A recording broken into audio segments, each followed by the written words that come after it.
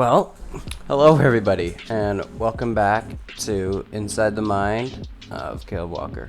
I'm your host, Caleb Walker, of course, and today, and for the rest of these podcasts, I'm going to be filming them. I wanted to try something new. The last two weren't the best quality. I mean, there's nothing I could really do about it, though. I had a school computer and not the best headphones, so I couldn't really edit my video. I couldn't do a thumbnail or anything like that. But now I have an actual video editor and photo editor, and then obviously this. I have an actual computer now, so definitely I'm gonna be trying to get these out weekly, maybe more, depending. I work full time, so it's gonna be pretty hard to do that, but I think I really enjoy doing this, and it could help me with a further career, because this is what I talk about on this podcast is the field I want to go in, social work, mental health, kind of around that field. I don't know, well, I do kind of know what I specifically want to be, but I don't know. I mean, college is a place where most of the time you figure out what you don't want to do. So, but right now I'm just working to try and save up for college. But hopefully you guys enjoy how I do this. I'm gonna keep on doing this, obviously. But for today, I'm going to be talking about a topic that I think I've mentioned in, I think I made a video about it on another channel that I had. I just sat down and talked about it for a little bit. It wasn't, I didn't go really in depth about it. I didn't do any research on it, but just a little disclaimer. I am a 17-year-old kid. I'm not a professional in any of this. I do have experience with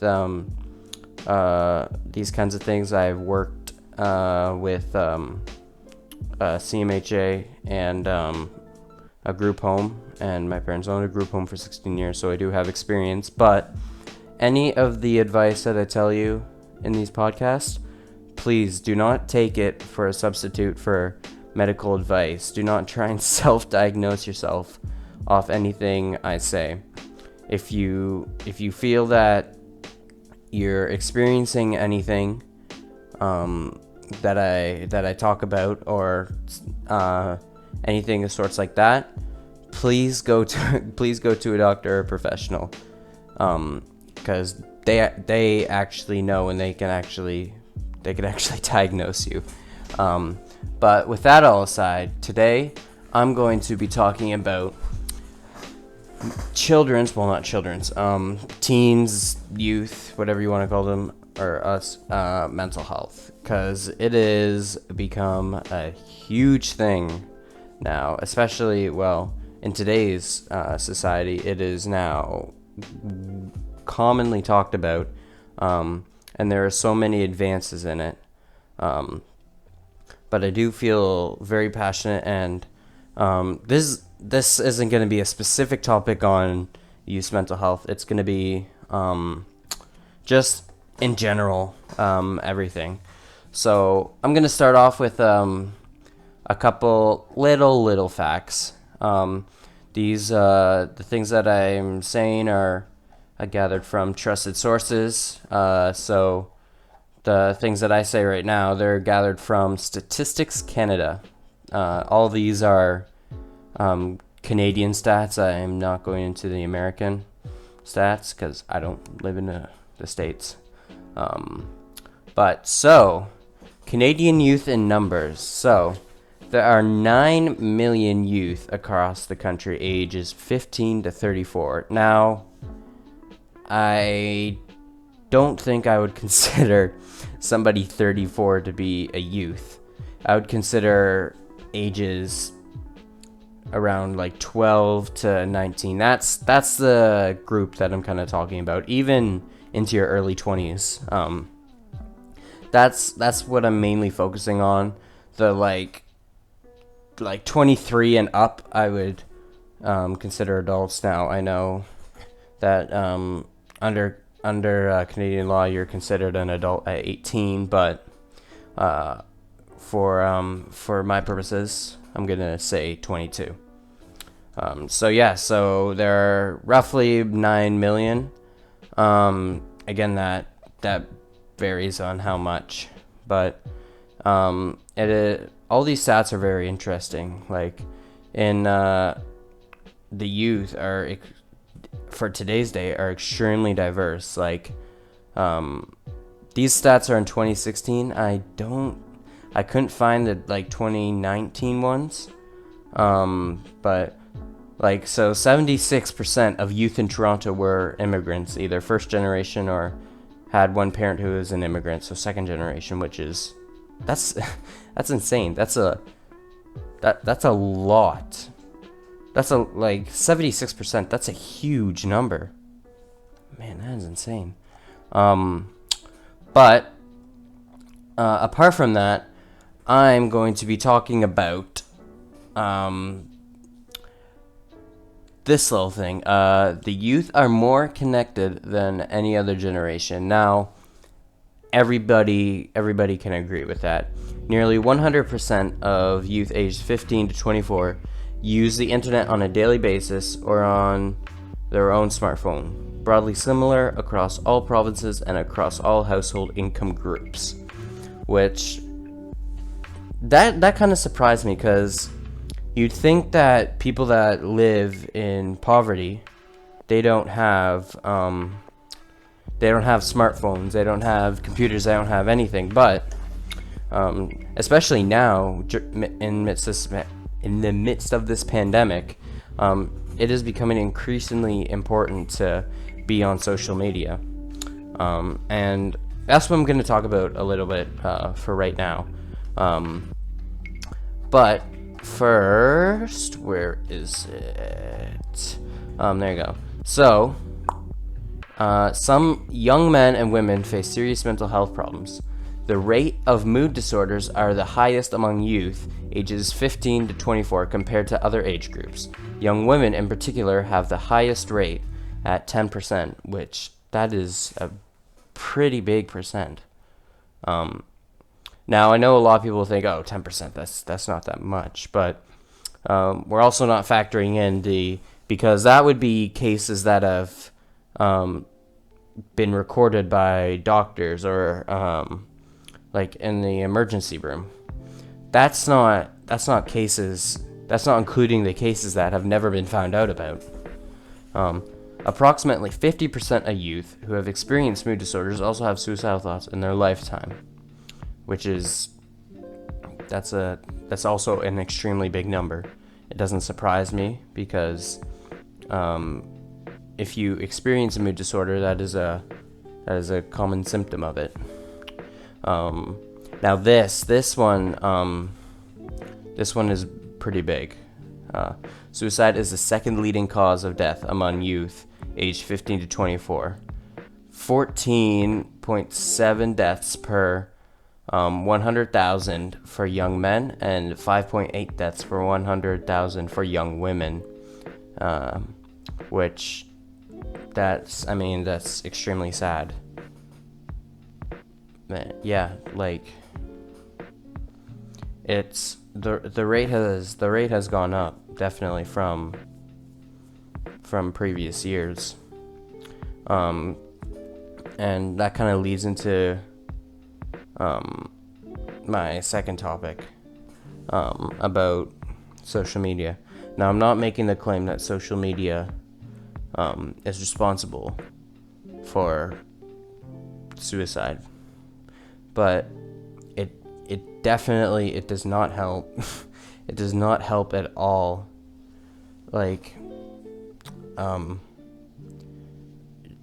Social media is obviously, it's a great tool. Stay connecting with your friends. Find out what's going on online, news, everything like that. But the way that social media has been developed is a very addictive. It's in a very addictive format. So I'm gonna take Instagram for example, because Instagram is probably the biggest, or not, maybe, is it the biggest? Might be. Hold on. I think Facebook might be the biggest. Is the biggest social. Okay. Okay, yeah. So Facebook. Facebook is the biggest social media platform. But okay, Instagram's sixth. Wow. But the reason why I'm talking about Instagram is because it is it's an app based on, well, everybody knows what Instagram is. I mean, it's an app based on sharing photos, sharing your life. And that's a great thing. Like, don't get me wrong, but that can also turn into a problem when you fake how your life is online. You see it so much. You see so many people faking their body image to make them look better, faking how happy they are, faking all this. Sorry guys for that little cut. Camera can't record over 11 minutes, so that's how it's gonna be. Anyways, what I was talking about before was the self-validation. People start to use that. People start to use likes and comments as self-validation, and that can lead you into an extremely deep rabbit hole of negative thoughts, negative attention, all this. It can even lead to a mild addiction of it. Now, I'm not talking like hardcore addiction, like you're on your phone for like 5 days straight just wanting to get likes, but it can rewire. Social media can rewire your brain by the way that you think, and the way that it does that, it actually works in the same way as a drug or kind of anything else like that would work. Social media itself isn't addictive, but the action of likes and comments and the self-validation can be addictive. What was I? Oh, yeah. So for likes, typically what happens, just like if you're taking, how do I explain this? Let's take alcohol, for example. If you drink one drink after after supper or something like that, that is obviously not addictive. Anything like that's not addictive, and you shouldn't get addicted to that. Obviously there are people that can. They have very addictive personalities, but just that action alone, you shouldn't get addicted to that. But when it turns to heavy drinking, then that can cause an addiction. The same is kind of like social media, because likes, how it works is that likes, once you get these likes, you get a little dopamine hit. And if any of you don't know what dopamine is, it is a it's a neurotransmitter, and it is responsible for pleasure, reward, all this kind of stuff. So when you get likes and when you get excited, that is dopamine happening. Dopamine is the main factor in addiction, because in order to get that same feeling again, you're going to need to take more and more to get more dopamine. But over time, the receptors, dopamine travels through receptors. Those receptors can get destroyed, and it won't accept as much dopamine. So you're gonna need to be taking so much in order just to get that same feeling. And the same can be like social media. You can try anything to try and get as many likes as possible. You might not see it in like small communities or anything like that, but you can see that in like bigger cities, environments like that. That's the culture to do it. Especially in LA, there's a whole culture behind that. Trying to get as many likes as possible. It's sick how these. I'm not going to go into detail of what they do, because truthfully that it's not. You can go look that up yourself. I don't want to explain that on this podcast, but just the action alone can give you that little dopamine hit, and that's when it becomes a problem, because teens, they, as I said before, they don't have the common sense and judgment that, say, a 30-year-old person would. Even a 30-year-old can get dragged into this. It can happen to anybody. But I think at least I see it more in teens, because we grew up with all this stuff. I mean, we grew up with the internet. We know how to use it. Especially now, it's really the only way to do anything. Now I know school's out, so you're probably not going to be on Zoom as much anymore. But social media has been a huge industry. It is crazy how big it is. How much time? Okay. But yeah, it is insane how big this industry is, and I just want to warn everybody about social media. I'm not telling you don't do social media, because I use it. I use Snapchat. I use Instagram. I mean, but for me, I know how to control myself. And I forgot to mention this.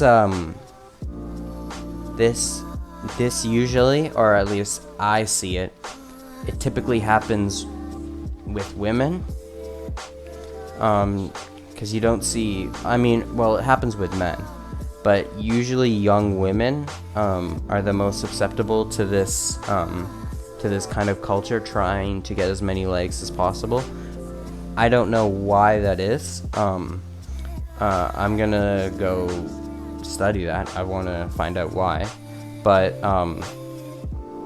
it is as I see it. Women are more susceptible to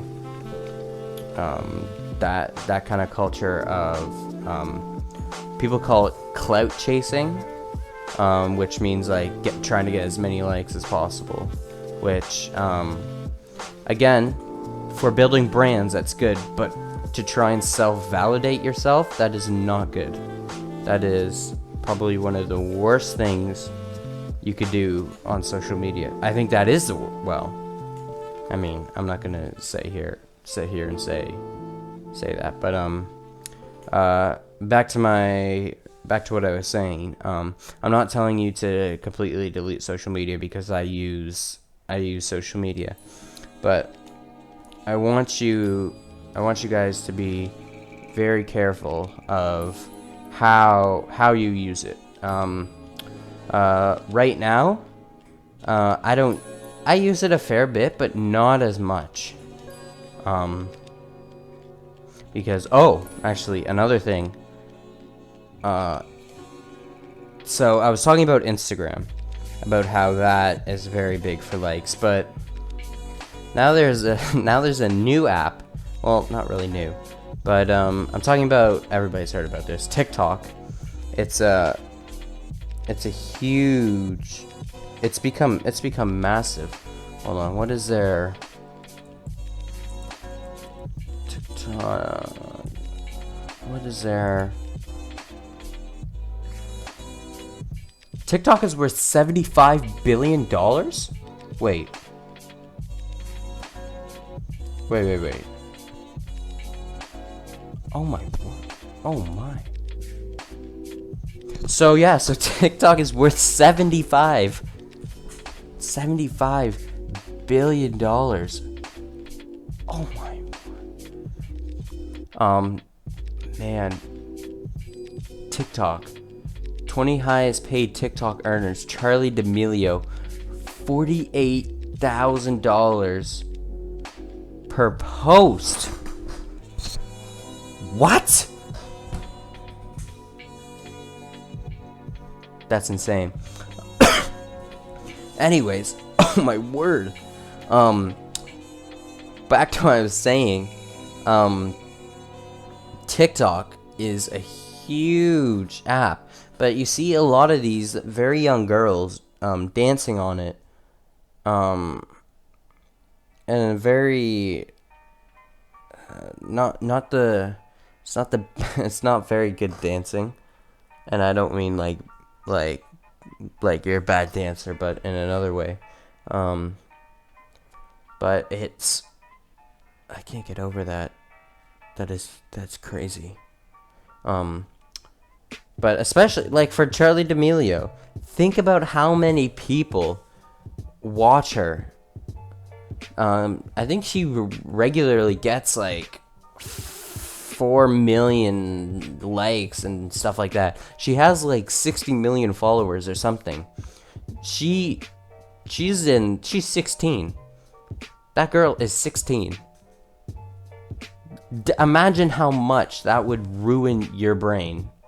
That would ruin your brain to catastrophic levels. And I know I've heard that she has done something to try and help that, but just people, young girls wanting to be famous on this app does not, trust me, it is not what you want. It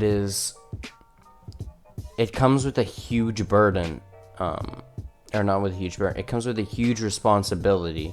Imagine if you mess up around with 4 million people.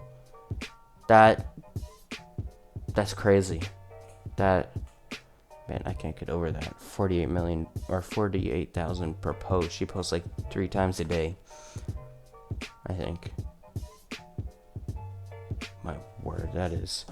I'm in the wrong job. I need to go into TikTok. No. But just like a little overview, just make sure you watch yourself with social media. Try and be cautious, try and be careful. And yeah. Alright guys, so if you enjoyed this podcast, please check out my other 2 podcasts in my channel. Please feel free to leave a like and comment. And please subscribe. I'm going to be trying to come out with these whenever I can. Anyways, hope you guys enjoy. Have a great day.